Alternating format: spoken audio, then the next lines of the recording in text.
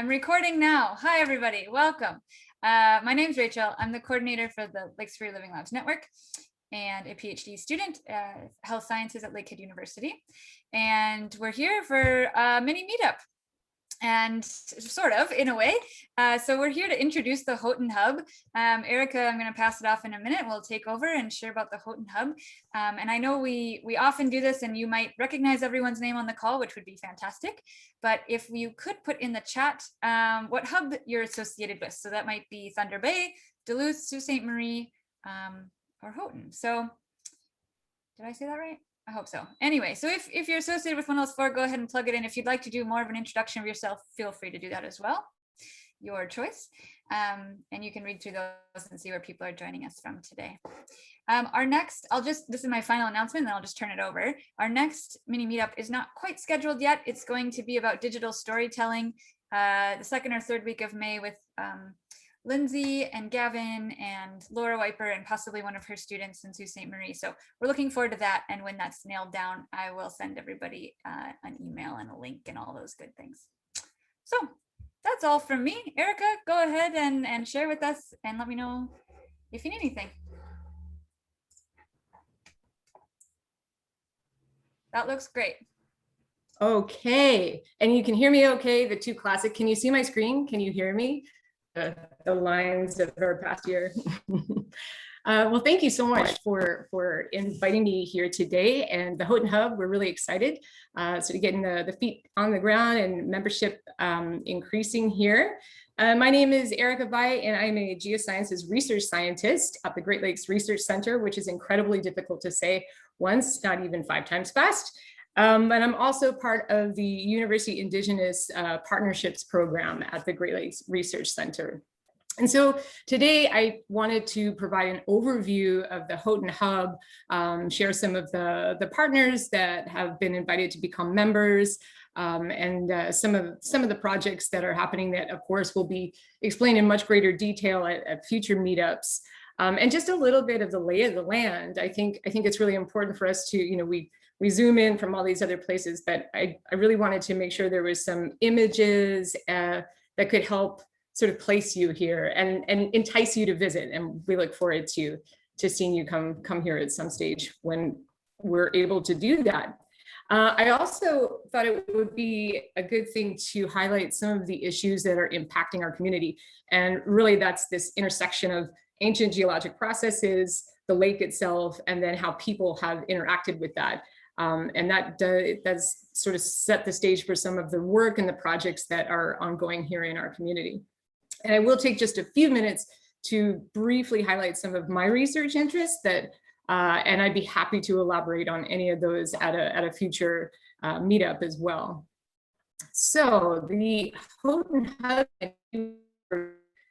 I'd like to start this in a good way by acknowledging that the Keweenaw region, and I'll just point out on the map here, if you can see my cursor, Houghton sits right in here in the Keweenaw Peninsula.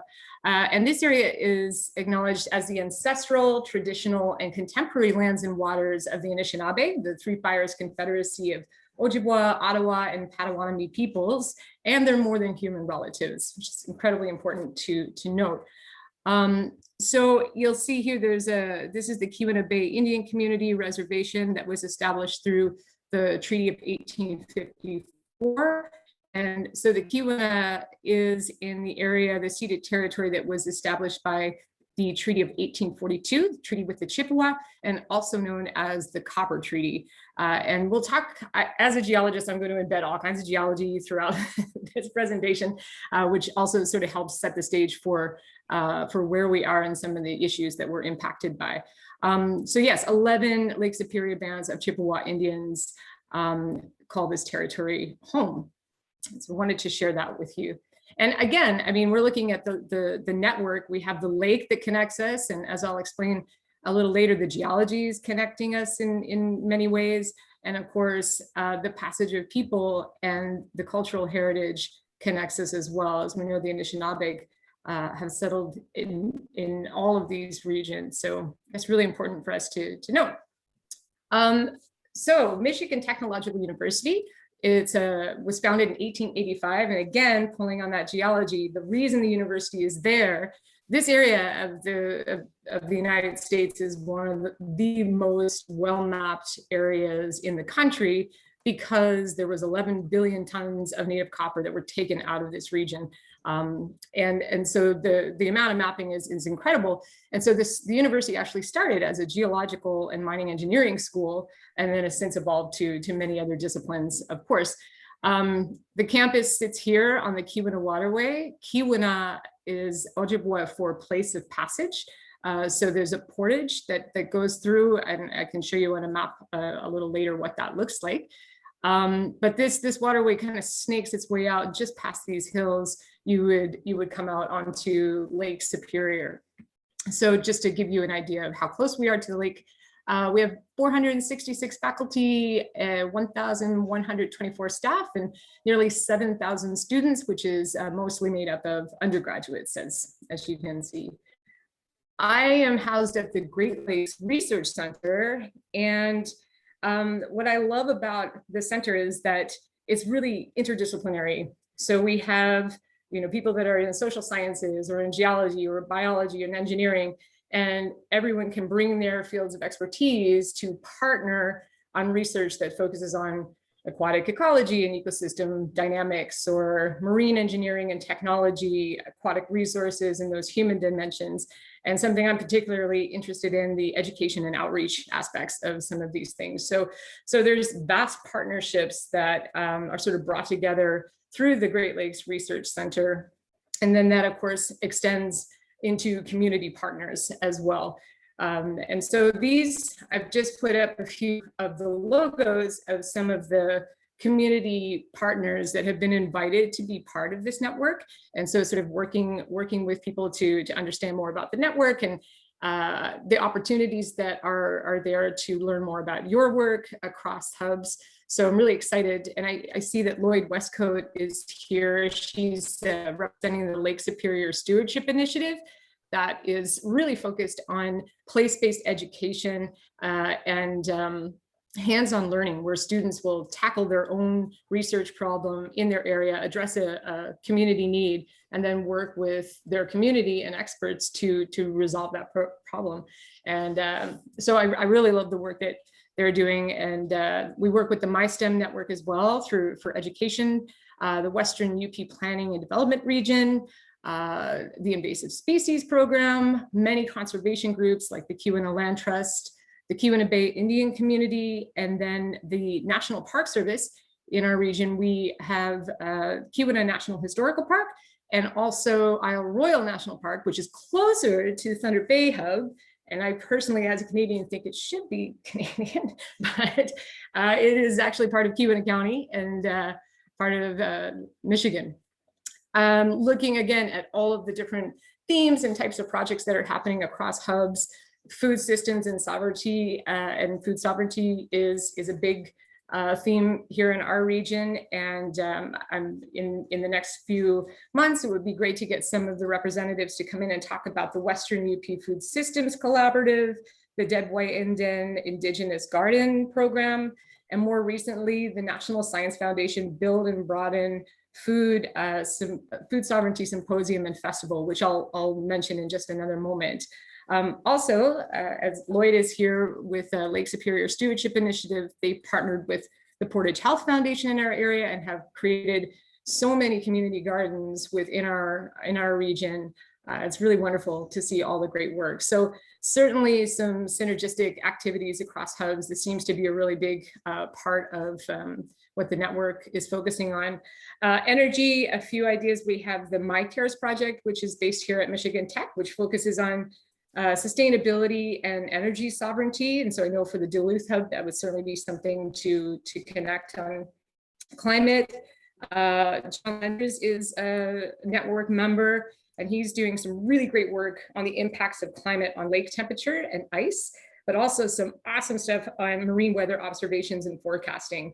And so hopefully at some stage we'll be able to get John up for a short presentation as well. Fisheries is another theme I've seen throughout the hubs. And so we have some research ongoing right now on toxic contaminants and fish consumption. which of course relates to the food sovereignty as well. And then aquaculture with our sea grant partner that we have here at the Great Lakes Research Center as well. Something I think that we bring to the table more in the way of education and outreach initiatives like virtual field experiences and all of these different things we're doing to connect students to place in our area. And then sustainable tourism. And I know Mark Rhodes, who is another hub member, is very much interested in this as well. And I'll talk a little bit about that a little bit later. So as I mentioned, for anybody interested, there is an upcoming Build and Broaden Food Sovereignty Symposium Festival that will be happening September 19th through the 21st. Here, part of it will be, as I mentioned, by the Keweenaw Bay Indian community. And then the other days will be held in Marquette, not so far from there. There is an RFP currently for proposals for workshops or demonstrations, panel discussions. If you would like to know more, or if you think you may want to submit something to that, then please just let me know, and I can certainly connect you with the right information to connect there. So this will bring us to some of the issues that are impacting our community. And again, this really boils down to this intersection of really ancient geology. Well, not as ancient as your geology on the North Shore, but billion-year-old geologic history, the lake itself, and then how people have interacted. And this is also just to give you an appreciation of what our place looks like and some of the things that are challenging for us in some ways. So as I mentioned, we have a billion-year-old geologic history in the Keweenaw. So we're looking a billion years ago at having magma oceans being poured out onto the surface of the earth. In fact, if you go to the very middle of Lake Superior and you were to drill all the way down, there'd be 25 kilometers of lava flows that were erupted during that instance. And so the weight of that over time does this warping, and it's what's actually holding Lake Superior. So that geologic activity is why the lake is here. And so we have this amazing world-class geology that's created some of the largest known lava flows on the planet, the largest freshwater lake on the planet. And then we have the geology has shaped all of these little peninsulas and tombolos and really cool structures that we learn on and we also play on. It's a place for recreation. So the geology influences our place in a really significant way. And as I mentioned earlier, we have one of the largest known copper deposit on Earth, native copper deposit that was here in the Keweenaw. So 11 billion tons of copper that was taken out of this region and essentially set the cornerstone for the American economy. It electrified our nation. So there's significant history in that, in that copper, but people have been mining copper for thousands of years in this region. And so there's really deep and varied relationships that people have with the water and the copper then, now, and moving forward.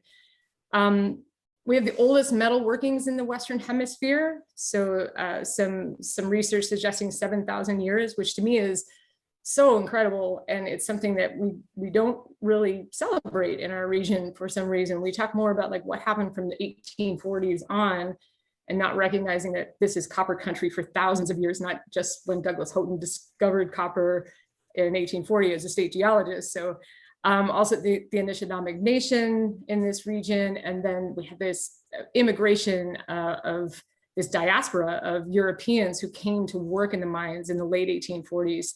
And so all of these different cultures and places were here because of the rock and because of the water. I think the lake itself is that collective element that enabled the copper to get to the surface, to the rocks. It enabled people to get to the copper. It enabled the copper to be broken out of the rocks and then enabled it to be shipped out, whether it was on a canoe or on a barge thousands of years later.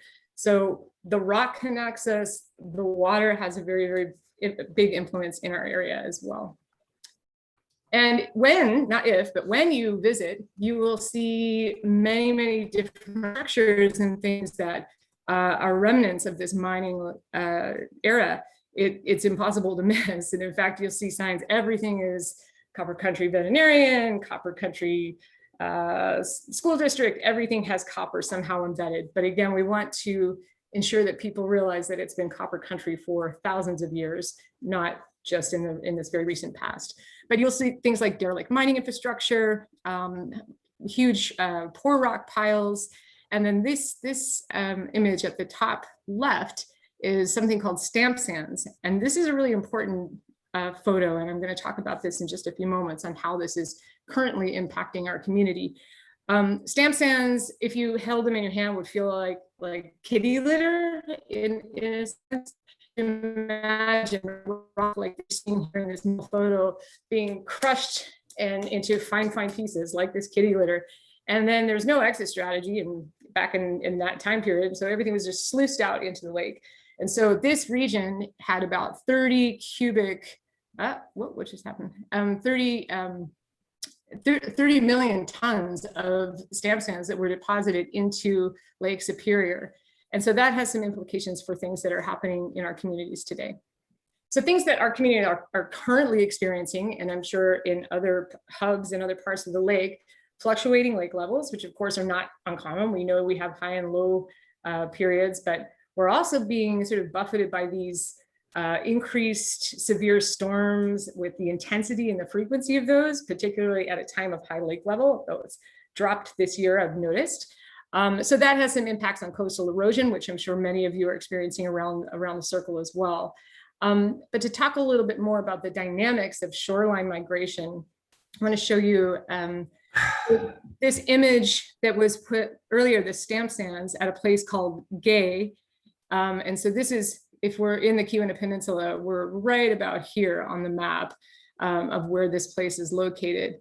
So these stamp sands, and again, think about the Keweenaw Peninsula like juts up out into the middle of this lake. So you get these crazy currents that come ripping around, Coriolis effect.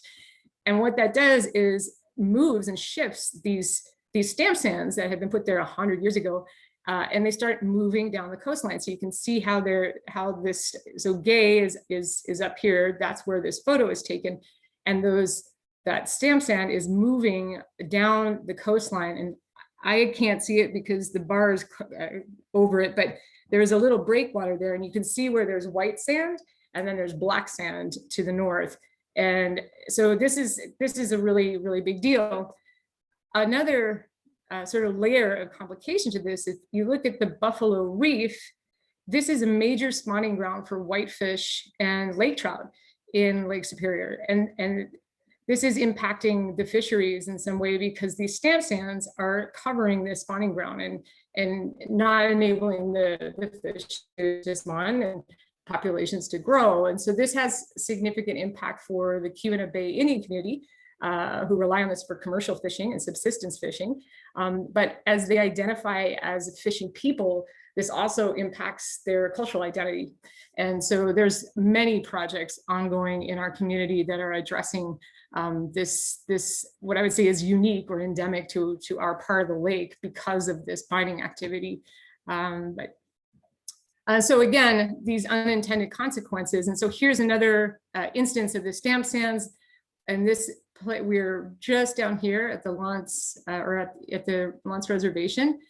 And a little further up, about 4 miles north, there's a place called Sandpoint, which is a really valued spot for the Keweenaw Bay Indian community. This is the site of the powwow grounds. It's used for ceremony and healing and recreation. There's a campground out there, and there's some burial grounds in this place as well.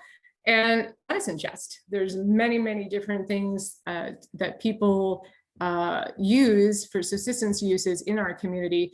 They have been covered as well, sort of gobbled up by these stamp sands that move in these currents, and have currently done a restoration project, sort of bringing it back to what the natural habitat would be like. So this is just really, I think, looking at, again, that intersection of ancient geology, how people connected with that, what happened in not the most responsible way, and how that is now impacting our place today with all of these other additional lake level fluctuations and impacts from climate change. So I'll briefly describe just a few of my research interests before finishing up here. So as mentioned, I'm very much interested in in education and outreach, whether that's developing signage for geologically significant places throughout our community, developing geotours for informal learners, and that kind of goes hand in hand with some of these economic opportunities. So as we're moving from this extractive past, which is very visible when you come to the region, but it's yet very beautiful as well. That's why I was trying to put photos that represent both parts of this in our community. But what are some of the things that we can do to promote sustainable economic development in our community? Also elevating other ways of knowing about Earth system science. And another aspect of work that I'm really interested in is conservation and looking at making sure we have public access to land and water. A lot of the really amazing sites that people want to visit, ensuring that there is access. So I'll just describe just a few of those projects. One is rooted in a UNESCO designation, a UNESCO Global Geopark, which is, if you're looking at, like, people are familiar with the World Heritage Site program or the Biosphere program, and this would sit at the same tier but it's focused on world-class geology with really compelling human story that accompanies that. And we certainly have that here with thousands of years of copper mining and all of the people that have passed through this area. And we live in a place of superlatives, in a sense. We have the largest mine hoist in the world, tallest waterfall in Michigan, the largest known lava flow, the biggest lake. It goes on. And I can't wait to take you to some of these places when you come to visit. But it really is an amazing place geologically. And so this is a designation, and it's an international designation that could attract people to this area for experiential tourism and educational tourism. Another designation that we are currently pursuing is a National Marine Sanctuary, and this is a NOAA program. So these are areas of the marine environment that have special historical, or cultural, archaeological significance. And in most cases, there are about 15 of these in the US. Currently only one designated in the Great Lakes. Most, as you can imagine, are on the coast. And this is a really great opportunity for our region. The other sanctuaries focus on shipwrecks or maybe marine environment, but ours, we're really looking again at this story of the submerged geology, these mineral veins that snake down into the lake, and then the story of the copper, the story of that water, that intersection, and how this could attract people to our area like a geopark. And then another tourism aspect is looking at the water trail. So the Keweenaw Water Trail runs around what we call Copper Island. And this whole area is just ringed with incredible geologic treasures and lots of places for cultural history to be interpreted. And so this is a project I'm really excited about, in addition to safety. But to get people out paddling and to visit this space would be great. Other aspects of research, I'm interested in ethnogeology and two-eyed seeing. So interpreting our geologic features and landscapes. So you're using one eye, thinking through the westerns, and the other eye is thinking through the indigenous Great Lakes knowledge, and then they focus to see something in a really beautiful way. And if you're interested in the two-eyed seeing, that's an elder, a Mi'kmaq elder from Nova Scotia, Albert Marshall, had written some really beautiful papers with others on this particular philosophy. And I think it's beautiful, and it really describes how I want to work with people in our community, that these other ways of knowing are so rich. And part of this project is also looking to elevate the indigenous culture and language. So if you look at a map of the Keweenaw, it'll have Schoolcraft, Houghton, and all these Europeans that have come over and lived in the area, and instead of what the original place names were. And so we've got Glyphwick put out this beautiful atlas a few years ago that describes all of those place names. And I can direct you to these resources if you're interested. But what the Mishomis, what the grandfathers, the rocks, what they tell us are tremendous stories, and honoring and recognizing that these are the oldest living ancestors, and learning from their stories is really important part of the work that I'm doing here in the Keweenaw. One other note on education, the Key Bay Indian community has been incredibly generous in sharing their water ceremony with our community.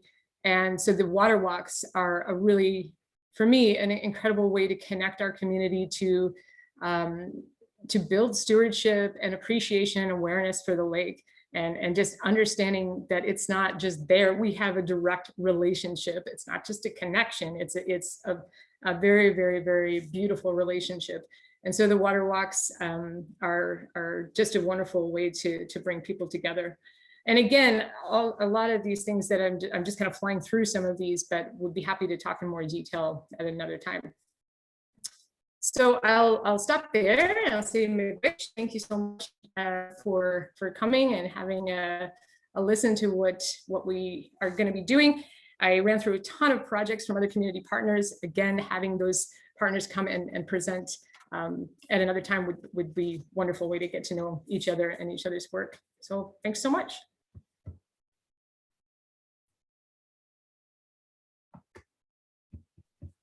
Thanks, Erika. That was fantastic. That was super helpful. I can't wait to be in the same place with you, because I always walk around up here and I'm like, oh, this rock's really cool, but I don't know what it is, and I want to know what it is and how it got here. And anyway, so my partner is like, well, I don't know, and I'm like, I just need a geologist to come on my hikes.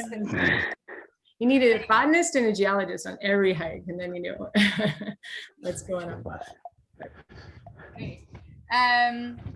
Charles was just sharing about a grant in the chat. We just received a 5-year grant from the Great Lakes Fisheries Commission with Saugeen and Ojibwe Nation using a two-eyed seeing approach to study the indigenous fisheries on the reserve.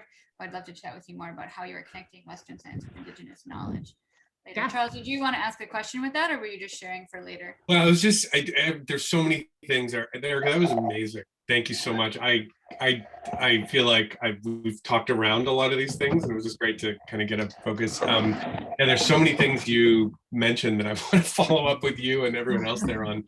And really, I think we need to be there for a short time. But yeah, I mean, I think, you know, I've been doing some fisheries research with Batchewana First Nations, then with Saugeen Ojibwe Nation, which is on Lake Huron. And you know, I mean, I don't have a necessarily question, but I just like we've been really thinking about ways to, because we're working with some government scientists and then knowledge keepers and elders on the reserve to really kind of pull together different ways of kind of understanding the history and the present fisheries. And then I've been trying to think, for me personally, in my own research, I've been thinking about connections to food sovereignty and what fisheries means to food sovereignty, because for years, well, for many years now, I think fisheries has been named as part of food sovereignty, but and agroecology, but there just hasn't been a lot of kind of application. So anyways, I'm just really, I mean, maybe the question is, I'm curious to know how you guys are thinking about that.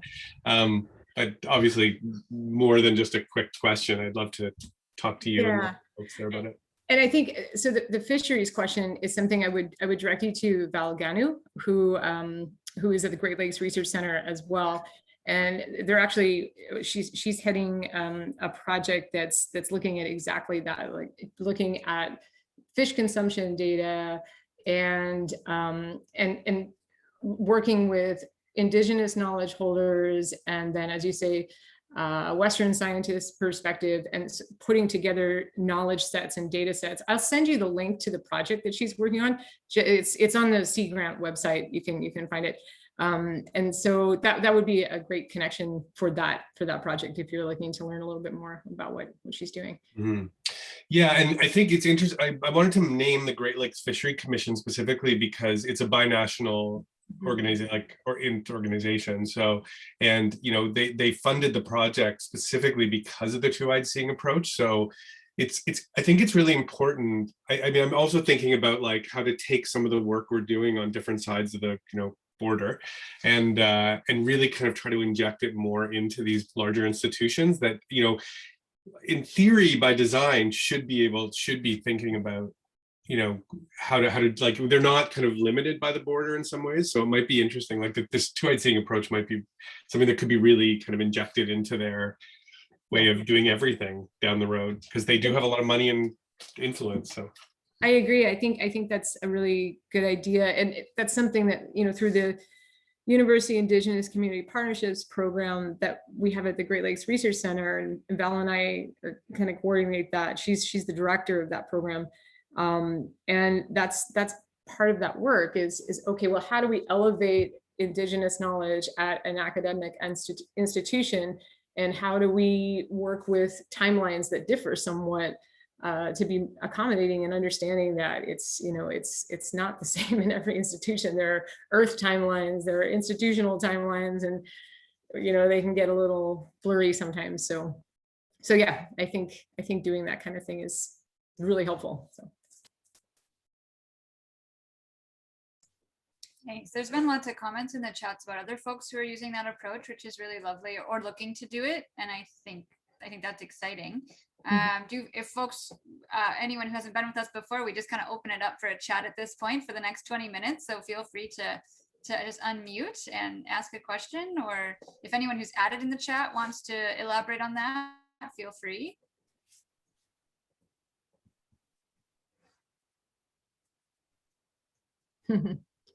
Yeah, those photos are, my partner is a nature photographer, so I use a lot of his photos, definitely. But it's so beautiful. Please come. You're all welcome. So. You know, Erika, thank you so much. The photographs and everything about your presentation, I don't know, I've never been to that area, so I so would love to come.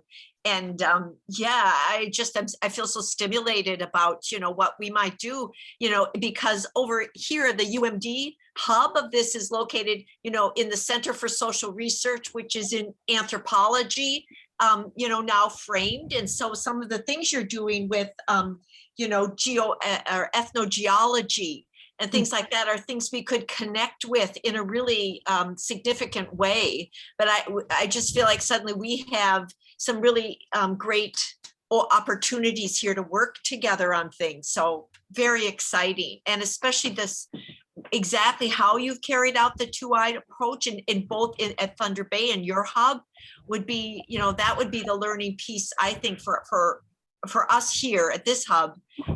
So I'm excited to see how, you know, we might do something around that. Me too, Catherine. That'll be great. We can talk more about that for sure. Erika, can you hear me? I can. Yes, I'm on my phone, so I'm not it's a little goofy. At any rate, I just wanted to ask you a question after sort of saying thank you for that you know, presentation and sketching out some of the work, and I look forward to, again, engaging more and learning more about it.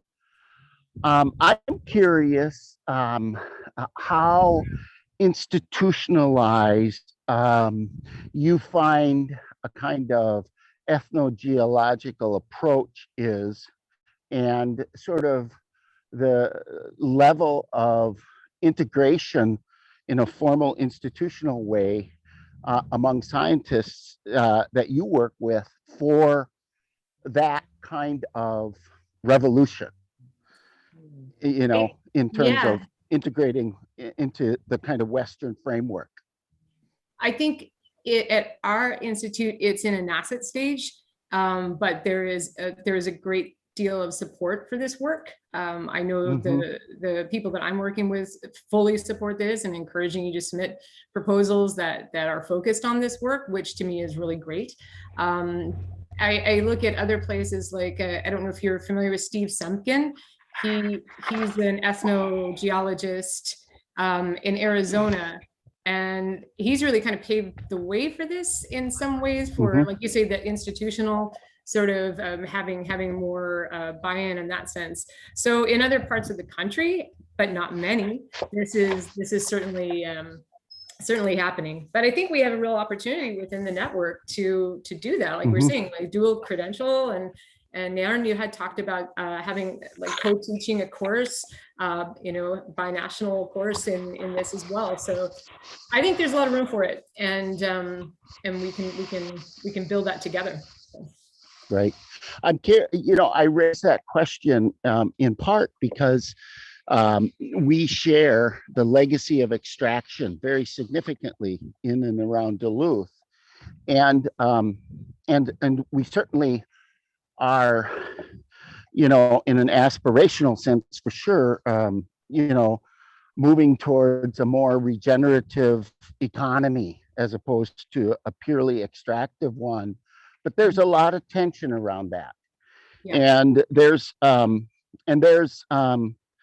sort of a significant politics in our institutions sometimes that arises from sort of indirect ways, from the deep extractive base.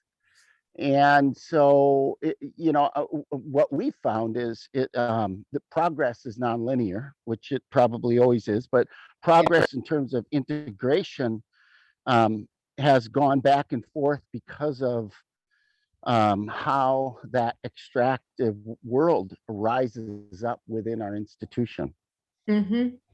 And I would say there'd be similar maybe pushback to some of these designations that I had mentioned earlier, that there are members of our community who would say, well, we don't want tourists coming in, or we just want to go back to the old ways, or we just, so there is some pushback to something that does look a little bit more sustainable and focuses on beauty and experience versus extraction. Mm-hmm. And I think we're also in it's similar history, but we're in a little bit of a different position because there's still mining going on in your backyard. Like things are, and there is the potential here. They've been poking holes in the ground and doing a little drilling. But then there's that question again of what's more economical, like a 5-year mining program that's going to devastate the area and have trucks running everywhere, or building experiential tourism. And so as these things develop, there'll be more questions. I hope I'm not, putting the elevator music pamphlet out and saying, yeah, this is happening next week. Because it's not at all, because I'm very familiar with sort of the version of that happens here, and it's significant, in Duluth, the kind of rise of the regenerative eco-based economy. Yeah. But there is this very powerful reality of a legacy of extraction. Mm-hmm. And I'm not putting Mark on the spot, but Mark, you may have something to add to that. Mark does a lot of work on sustainable tourism, and so yeah, chime in, because I know that this is your wheelhouse. So I was actually just about to start typing. No, I don't know how much I really have to add, other than I think we might be a little bit better off as far as those issues you bring up in Duluth, because of there's already this kind of there's a culture of sustainability, even though they might not know that there is the people. So I'm really impressed by the push toward the human power sports movement in the Keweenaw, and how it's just exploded in the past few years, which includes kayaking but mountain biking probably more than anything else, cross country skiing, but my students who are from the area even are kind of starting to get on board, whereas I would always expect to get more pushback that, oh, we need snowmobilers, we need the ATVers, we need all of these less than sustainable and desirable maybe methods of tourism, and they absolutely on board with this idea of human power sports, and as just like one example here of maybe we're one step further than where Duluth is, and I think it has to do with the where we are is in the industrial heritage of the area. I'm from the social sciences department, and we have the PhD and MS degree in industrial heritage and archaeology, and so that's kind of where we focus on in our research. Yeah, thanks, Mark. Just what you said about that, sort of like looking at human powered versus motorized sports, and so I'm a part of a group called CORC, the Keweenaw Outdoor Recreation Coalition, that's looking to secure the tip of the Keweenaw. And it's come together really organically. And I think this is, I mean, it was kind of a, I don't know, best practice, but sitting down and having your steering committee was the head of the ATV club, the head of the snowmobiler club, you know, the bikes, because in that area, the biking scene kind of eclipses everything, but to have that whole group talk together to say, if we don't work together, none of this is going to be accessible to anybody. So, and that seems to be working actually really well. I'm really impressed with how that's gone, and hopefully it stay the course. Mhm.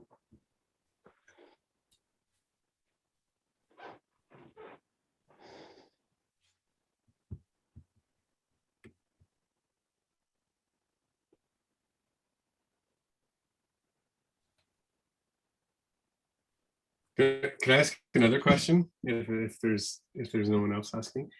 Erika, we were talking a bit about this two-eyed-seeing idea, but I mean, even to broaden that out a bit more, what kind of interests me about many things that interest me about Michigan Tech is, you know, there's people like Mark who are very social science focused, and there's a lot of tech like people who have more science backgrounds there. And I'm just curious, like with a lot of the projects you're working on, like how much, you know, a lot of universities are very famous for, you know, creating little empires and little, you know, like even within a small university, like little bubbles of people who work separately. But is there, like, is Michigan Tech the kind of place where there is more interaction between like the social sciences and the sciences, and like with the fisheries, it's such a perfect, you know, I mean, it's food, it's culture, but it's also science, right? And Yeah. I'm just wondering, like, is there models for that?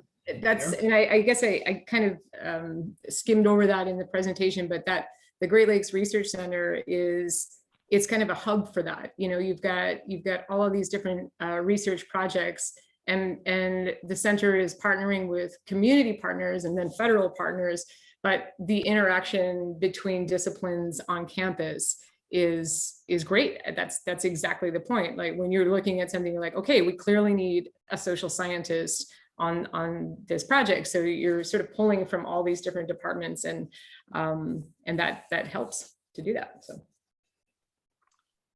So Erika, I want to add that, you know, here at UMD, I have met Michigan Tech people in two really significant domains, in computer science and in engineering, and they have really strong ties here with UMD. And, you know, to the extent that we might have, say, this air sensors project out of engineering, I know that the person I'm working with there already has connections with engineering people, chemical engineering people there. And and so we could build that, but also in computer science, that to the extent that we are thinking about, you know, making visible the ways in which one makes visible these different values, you know, whether they're, that, so the land and those values, social values, and the measurable ones in air pollution. So I think, you know, really, you know, digging into some of the connections and networks already existing in those two places that are on the science side and engineering side, and bringing those into social sciences through our hub, because I can tell you for sure that computer science and engineering are super well insulated from working with the social sciences here. We have a huge issue with that. But I think that through our hub activity, if we did something like that in a living labs idea, we could actually, you know, get around institutional, you know, obstacles to bring in art and social sciences in a way with them. So I'm really looking forward to that conversation with you. Sure. Lindsay, I see your hand is up. Do you want to? Thanks. Yeah, I'm just wondering, Erika, so you're giving us a lot of lovely examples about working across disciplines, doing that bridging in different ways with respect to research and community action in particular. Is your institution also having success in teaching? I find that actually tends to be the last place where we succeed in that. And there are just so many, you know, these institutional structures are just so rigid in Mhm. teaching. Do you have any nice examples you can share with in terms of teaching and Yeah, section? I do actually. So earlier this year, as part of an Idea Hub project that's funded for exactly this reason, they're like, okay, how do we get more integrative teaching at Michigan Tech and more experiential teaching? And so myself and 5 other researchers put together these local literacy modules, and I can share that in an email, which is really looking at, okay, so we're 6 different researchers, and you're a chemist, and you are an archaeologist, and you're a geologist, and we came together and developed these experiential modules that could be used as like an intro level course. So you're coming to tech as either faculty or a student, and you're able to do these modules to become more rooted in the landscape. So that would be sort of an intro to the place. And then the other example, which was a class that just finished up, that Valganu, who I just mentioned earlier with the fish consumption information, she led a class this past year. It's called How We Talk About Our Earth. And that class invites Indigenous teachers and knowledge holders to come into that class each week and talk about different aspects of the lake and the landscape. And then everybody, it's open to anyone. So we have faculty that'll join in on that session. And I think that's a really great way to kind of integrate, get people understanding that there's more ways to think about things than just through the Western lens. So and other faculty are including these ideas in their courses as well through field work and others. So yeah, I'd say there's some good things happening there. Oh, great. I'm glad you like the local literacy modules, Mark. Like that.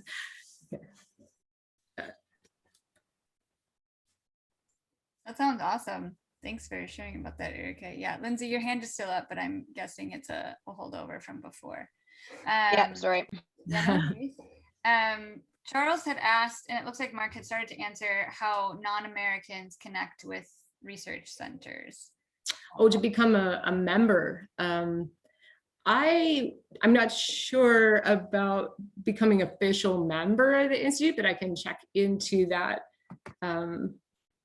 Yeah, I can look into that and find out what would be entailed in that. I'm not sure if you need to be at Tech or how that works, but can let you know.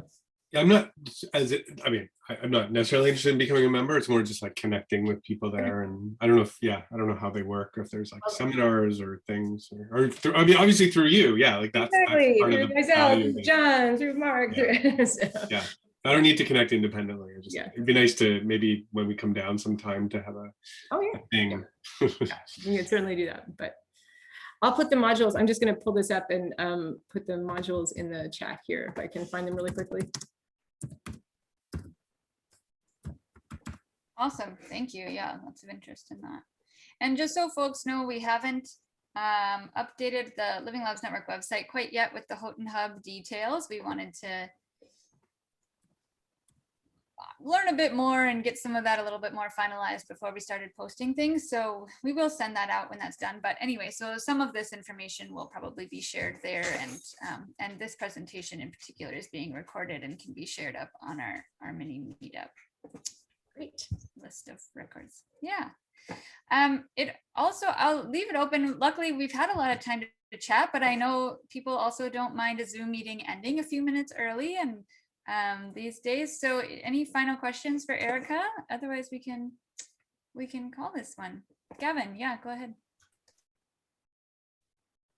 I'll just come on video. Erika, I loved your presentation. I loved when you're talking about copper. And I think Rachel put this in the chat, just looking at the time span of copper and how it's been used. And Thunder Bay has been a harbor here, right? And I think if we're taking a two-eyed seeing approach seriously, right, looking at how that was used in ways outside of the grid, right? Like you said, that copper has put America on the grid, right? And we tend to think of electricity and energy in this very Western formatted way. I'm just wondering if there's just any more from your passion that you'd like to share in terms of, are we looking at energy the wrong way? So that's a whole lot there. I hope you just start and eat away at it. I think one of the things that we've been writing about in other places is the significance of copper, that copper is sacred. You know, and the Ojibwe people use copper in ceremony. That's that image that I had showed of the water walk. The water walk, when you're carrying the water, it's carried in a copper pail because it purifies water. And so copper is very much part of the value system of the Anishinaabe for thousands of years, and finding these things in either fishing hooks, other tools, but ceremonial objects as well, like just the significance of that. And that this place is special because it's the place where copper grew on the mountain. So you're not, you could, I mean, you have to think about when the glaciers scoured this place and you were walking around and you'd be red metal jetting out of the ground and you're like, whoa, what is this? So people were using these things clearly for a really, really long time. And so I think there's a lot of beauty in that as well, that it's not just, like you say, electrifying the nation and it's all about the money. There's the beauty in the ceremony and what the value of that.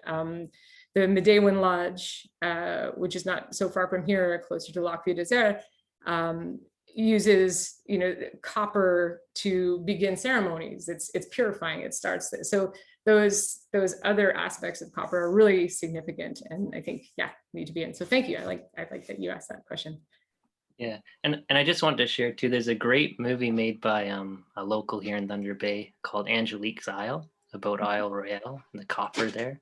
I want to watch that. Anishinaabe and Western, yeah, that sort of exchange. And I see Naren in the chat said evidence of copper trading in the Sioux too, right? So I think this is really at the mineral level, something that connects the lake amazingly, and copper is conductive. So yeah, anyway, thank you. Oh, that's beautiful, Gavin. That's so beautiful. I love that you said that, the connective and conductive, and that's really nice.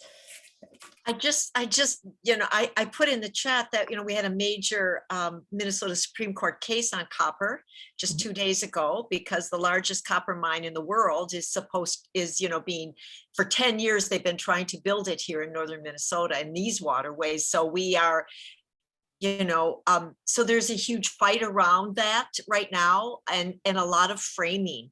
And I do really think, Gavin and Erika, that, you know, a two-eyed seeing approach that would, you know, connect copper and energy and things like that would be, you know, get around a lot of the contested framework of how it's been framed here. I think that could be, you know, really significant. So yeah, very excited to develop that with our hubs. Yeah, no, I super appreciate that, Gavin. Yeah, and Catherine as well. It's great. Yeah, and I think Charles just put the link to Angelique's, or an article on Angelique's Isle. Thanks, Charles. Yeah, thanks everybody. Great resources. And Mark shared about a book that's come out, Swansea Copper, Copper's Life and Death. Yeah, lots of good resources for all of us. I think it's about time that we wrap up though. So I wanted to thank Erika again for sharing all of this great information and answering our questions and engaging in dialogue, and all of you for being here. We really appreciate it. Hope it was helpful and informative. And you'll get an email from me if you're on our list about our next mini meetup. If you'd like to be on the email list, just let me know in the chat. That's fine too. We can add you in there. Otherwise, yeah, go ahead and have a great afternoon and good weekend, and we'll see you in May sometime. Thanks so much, everyone. Have a great weekend. Great. Thanks, Rachel, Erika. Bye-bye. Thanks, everybody. Thanks, Erika. Bye now. Take care. Awesome. Oh, I wanted to copy the name of this.